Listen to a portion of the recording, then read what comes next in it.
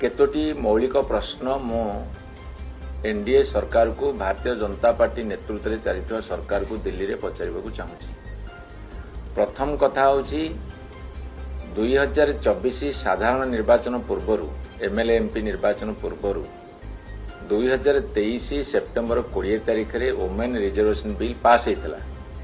अर्थात 2029 मसीह जो निर्वाचन हम से निर्वाचन रे महिला मानक पे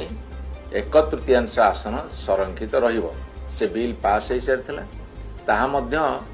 राष्ट्रपतिंकर अनुमोदन लाभ कर सारी एवं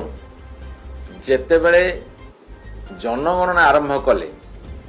2021 रे करबा परिवर्ते 2026 रे आरंभ कले एबे घर गणना होची तापर जनगणना हबो ताकू अपेक्षा न रखी 2011 जनगणना अनुसार सीट संख्या बढ़िया पे तत्परता प्रकाश कले कहीं एला द्वितीय प्रश्न जदि से माने संविधान संशोधन बिल न आनिले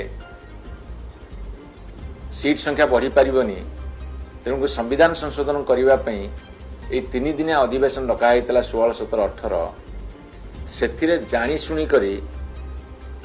महिला संरक्षण जहाँ पारित हो सारी पुणी जोड़िले कौन पे